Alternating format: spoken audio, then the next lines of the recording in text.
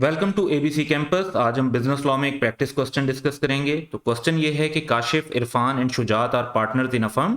तीन पार्टनर्स हैं। Irfan bought a shop in his own name. He issued a cheque from the partnership account and debited his account with the purchase price. यानी जितने से उसने partnership में से cash लिया, क्योंकि पार्टनरशिप के बैंक अकाउंट में से पैसे लिए हैं थ्रू चेक, तो जितने उसने पैसे लिए उतने से उसने अपने अकाउंट को, कैपिटल अकाउंट को या अपने ड्राइंग्स अकाउंट को डेबिट कर दिया। जिसका मतलब है कि ओवरऑल उसने अपना कैपिटल उतने से बिजनेस में कम कर दिया। यानी ये इंटेंशन शो की कि ये पैसे उसने पार्टनरशिप से जाती इस्तेमाल के लिए लिए हैं और पार्टनरशिप के लिए एक्सपेंडिचर नहीं किया। He rented out the shop and credit the receipt of rent in his capital account. फिर उसने शॉप को रेंट पर दिया और उससे जो रेंट आया उससे उसने अपने कैपिटल अकाउंट को जो है क्रेडिट कर दिया। क्योंकि वो पैसे उसने पार्टनरशिप के बिजनेस में लगाए, तो उसने इसको यूं ट्रीट किया कि जैसे उसने वो जो रेंट वाले पैसे आए और उसने पार्टनरशिप में दे दिए, तो जैसे उसने पार्टनरशिप में फर्दर कैपिटल कंट्रीब्यूट किया। Kashif has objected to this practice and asked Irfan to register the shop in funds name contending that the shop is partnership property. अब काशिफ का ये कहना है कि जो शॉप है वो पार्टनरशिप की प्रॉपर्टी है। इरफान का उस पर डिसएग्रीमेंट है। इरफान का ये कहना है यानी कि ये उसकी पर्सनल प्रॉपर्टी है एज एन इंडिविजुअल पर्सन। तो रिक्वायरमेंट ये है कि explain what constitute partnership property under the partnership act 1932। ये तो एक रिक्वायरमेंट हो गई। दूसरा है whether the shop is partnership property और नॉट।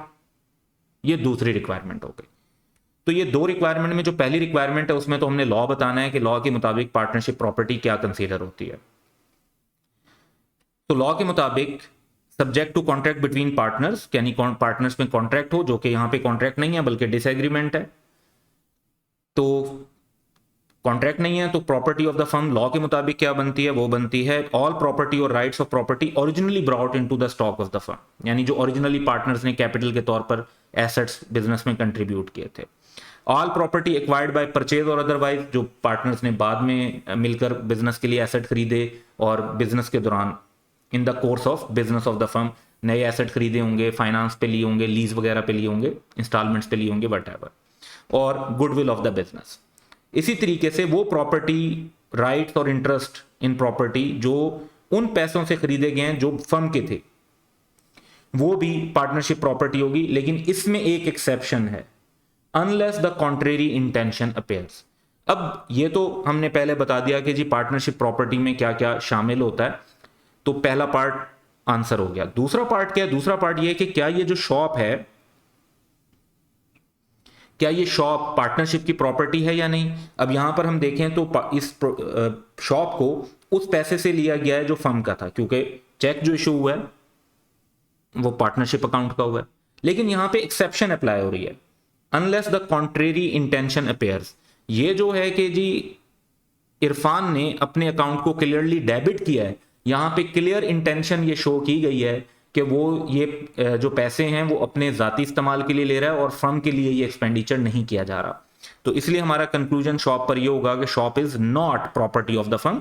ये इरफान की पर्सनल प्रॉपर्टी कंसीडर होगी, as Irfan has bought it with the firm money and by debiting it in his account he showed his intention of taking the money as loan. तो ये जो contrary intention थी वो यहां पर अकाउंट को debit करने से रिफ्लेक्ट हो रही है और इस वजह से ये पार्टनरशिप की प्रॉपर्टी कंसीडर नहीं होगी और ये इरफान की पर्सनल प्रॉपर्टी कंसीडर होगी। तो इस प्रॉपर्टी का जो भी गेन और लॉस है वो भी अब इरफान का होगा, और अगर कोई रेंट इनकम हो रही है वो भी इरफान की होगी। तीनों पार्टनर्स का उस पर राइट नहीं होगा। So that's all for today. Have a good day.